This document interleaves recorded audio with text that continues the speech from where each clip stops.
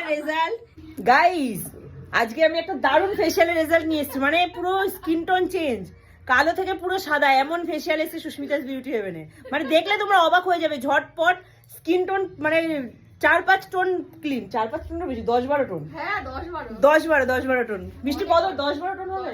হ্যাঁ হ্যাঁ হ্যাঁ 10-12 টোন, মানে অনেক, মানে পুরো ইন্ডিয়ান টোন থেকে ইউকে টোন, তাই তো? আমেরিকান টোন হবে তো, তার দিয়েও পরিষ্কার।